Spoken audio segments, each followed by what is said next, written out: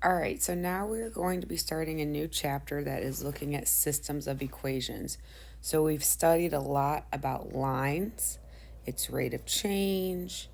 We've looked at it graphically. We've studied it as a table. Well, now we're going to be looking at systems of equations. And what exactly does that mean? The systems that we're going to be looking at just means that there are multiple lines that we're going to look at graphically as equations. As you get older, you're going to look at systems that are not all linear, so it might be a line combined with a parabola. But for now, in Algebra 1, these systems are going to consist of two linear functions. And the key idea with systems is figuring out what these two linear functions have in common. So we're going to be looking at solving systems of equations today by graphing them. We are going to learn two more methods down the road of substitution of elimination. But we're going to go with graphing for now. The key with graphing, in order to find the solution, which is the value that they have in common, is to look for the intersection.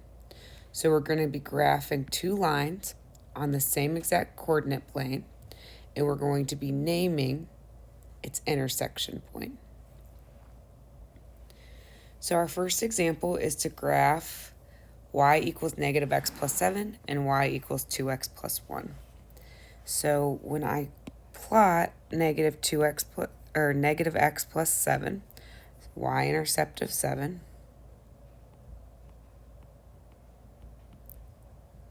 and I have a slope of negative 1. So I go down 1 and to the right, so I make sure that I have a negative slope.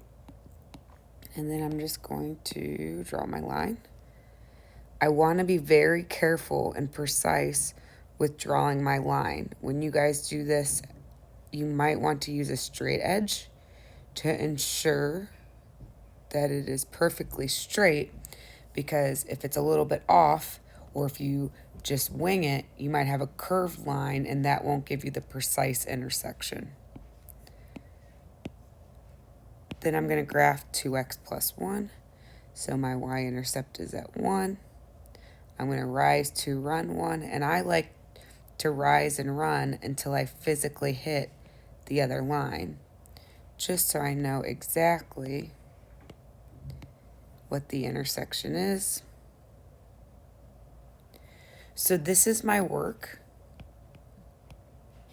It is not the solution, though.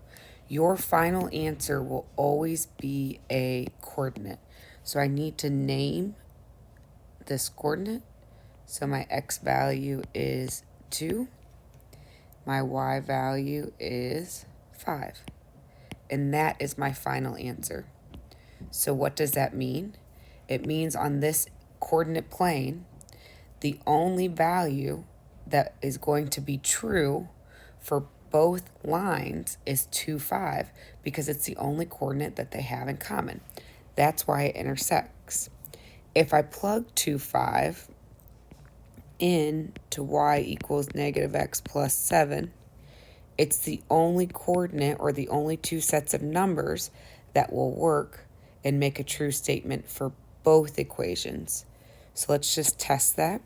If I plug in 5 for y and 2 for x and simplify both sides, I'm left with 5 equals 5.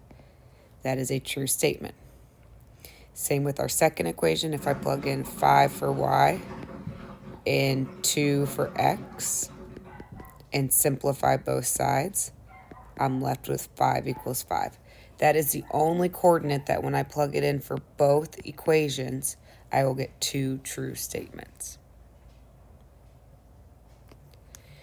So let's just do a couple more examples. So I'm going to graph negative 2x minus 5. So my y-intercept is at negative 5.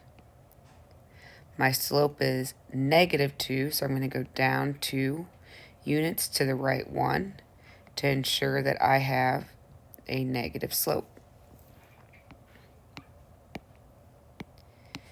Now the issue with my second line is that it is in standard form. So I need to solve to isolate to get y by itself. So I'm going to subtract 4x from both sides. So I have 2y is equal to negative 4x plus 8. Divide everything by 2. And y is equal to negative 2x plus 4. So my y-intercept is at 4 and a slope of negative 2. Now some of you might have known something right away or noticed due to our last section when we looked at slopes with the same line, but both of these lines have a slope of negative 2.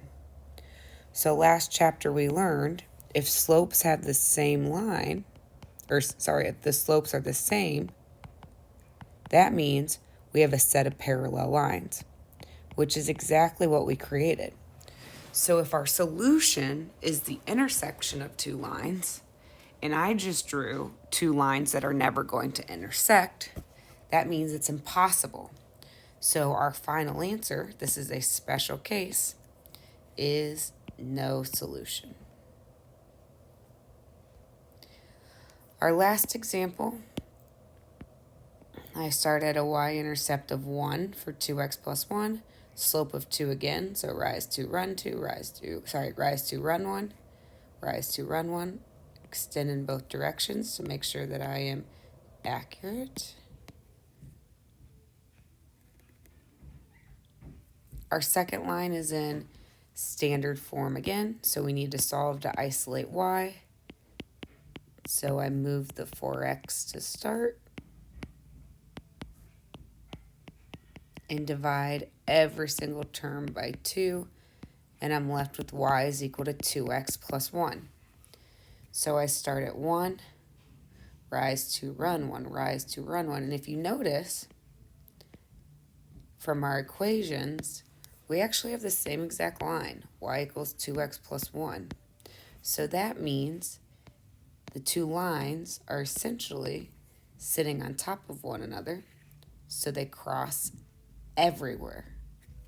So our final answer, this is another special case, is infinitely many solutions, or you could say all real numbers.